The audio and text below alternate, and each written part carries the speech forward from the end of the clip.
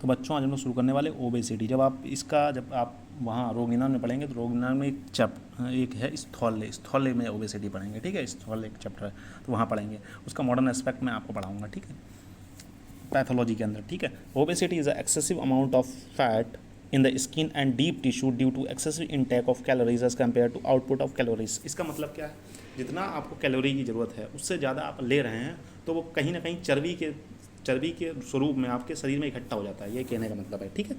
Obesity is a most common nutritional disorder of society. मतलब मोटापा आजकल सामाजिक जो है बहुत सामाजिक बीमार मतलब बहुत ही कॉमन बीमारी हो गई है। न्यूट्रिशन मतलब खान पान से होने वाली, ठीक है। Obesity is often expressed term in the terms of BMI. Obesity को हम लोग नापते कैसे हैं, बीएमआई के थ्रू नापते हैं, जिसका बीएमआई बहुत मतलब फिट से ज़्यादा है, ठीक, 18 से 25 होता है नॉर्मली, तो उससे ज़्यादा अगर किसी का है 25 से ज़्यादा है तो ओबीस कहा जाता है, उससे कम है तो फिर इमिग्रेशन में चला जाएगा, ठीक है। दो टर्म होते हैं। बीएमआई मेल का कितना होता है 30 या उससे ज़्यादा अगर है तो उसे ओबीस कहेंगे। बीएमआई अगर फीमेल का 28.4 से ज़्यादा है, ठीक है, फीमेल में थोड़ा कम होता है, 28.4 से या उससे ज़्यादा है तो उसे ओबीस कहा गया।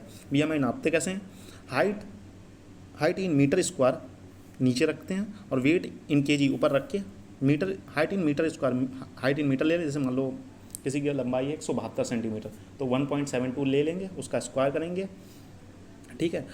ऊपर क्या करेंगे, वेट इन केजी में रखेंगे, 50 किलो है, 60 किलो है, 70 किलो है, बीएमआई निकल आएगी, ठीक है। बीएमआई की रेंज होती है, टेबल्स होंगी तो आप वहाँ नेट से देख सकते हैं, ठीक।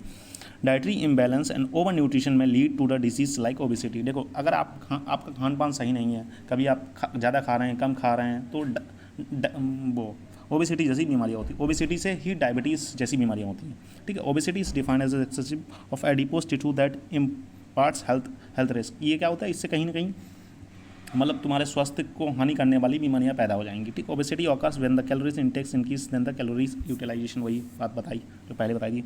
इसकी कॉजेज़ क्या क्या हैं, ओवर ईटिंग हो सकता है, कोई मतलब कुछ लोग होते हैं जो लगातार खाते ही रहते हैं, मतलब ये आज अभी ये खाया, फिर 5 मिनट बाद फिर कुछ खाया, फिर कुछ खाया, ऐसे कुछ, ठीक है। सैनिटरी लाइफ स्टाइल मतलब आराम वाली ज़िंदगी जी रहा हो, खा लिया सो गए, आराम से टीवी देख रहे हैं, खा लिया फिर सो गए, तो वो वाली आराम वाली ज़िंदगी, ठीक है।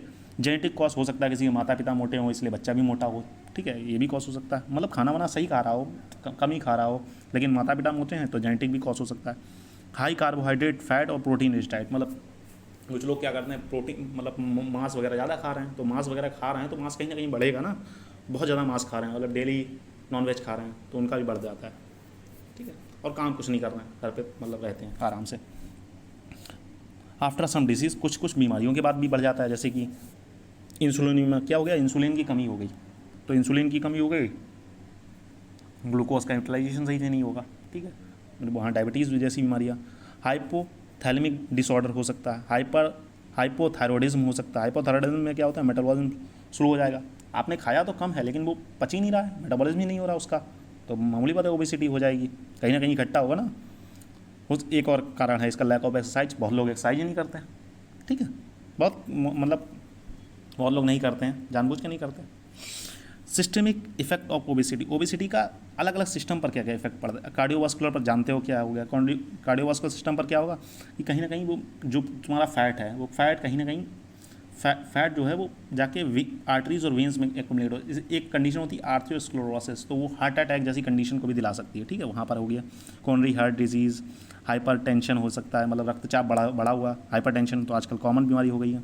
रेस्पिरेटरी सिस्टम में हाइपर वेंटिलेशन सिंड्रोम क्या होता है, जब मान लो ऑक्सीजन डिमांड पूरी नहीं हो रही तो श्वास की गति होगी, कहीं ना कहीं बढ़ेगी, श्वास लेने की गति बढ़ेगी तो हाइपर वेंटिलेशन सिंड्रोम हो जाता है। जीआईटी में क्या होता है, हेपेटोमेगली हो सकता है, स्प्लीनोमेगली हो सकता है। देखो फैट कहीं ना कहीं आके इकट्ठा होगा ना, अगर शरीर में इकट्ठा हो रहा है तो लीवर में हो सकता है, स्प्लीन में हो सकता है। आर्थ्रोस्क्लेरोसिस पर आ जाऊँगा। ऑस्टियोआर्थराइटिस मतलब क्या होता है, एक्युमुलेशन ऑफ ऑस्टियोआर्थराइटिस मतलब जॉइंट पेन वगैरह वाली कंडीशन ज़्यादा हो जाएगी, ठीक है। Increase in fat in kidney में फैट बढ़ सकता है, लीवर में बढ़ सकता है, हार्ट में बढ़ सकता है। ओमेंटम मतलब पेट का जो अंदर का जो चर्बी वाला पार्ट होता है उसे ओमेंटम कहा जाता है, ठीक है। एक तरह ओमेंटम क्या होता है, पेरिटोनियम होता है, जो एब्डोमेन को कवर करता है उसे ओमेंटम कहते हैं, ठीक है। लेसर ओमेंटम, ग्रेटर ओमेंटम, ये पिछली साल आप लोगों ने पढ़ा होगा, ठीक। ड्यूरिंग प्रेगनेंसी के समय अधिकतर मोटापा बढ़ जाता है, वो नॉर्मल है, बाद में कम भी हो जाता है, और किसी का नहीं कम होता है तो वो अलग कंडीशन है, ठीक है, वो तो मतलब अलग ही कंडीशन है। इन्वेस्टिगेशन कैसे करोगे, सीबीसी होती है इसके लिए, रैपिड प्रोफाइल एग्जामिनेशन होती है, टेस्टिंग प्लाज्मा ग्लूकोज, ग्लूकोज कितना है उस हिसाब से देख सकते हैं। अब किसी देखो ओबीज अगर हुआ है तो बहुत सारी बीमारी हो सकती है, हाइपरटेंशन हो सकता है, डायबिटीज़ हो सकता है,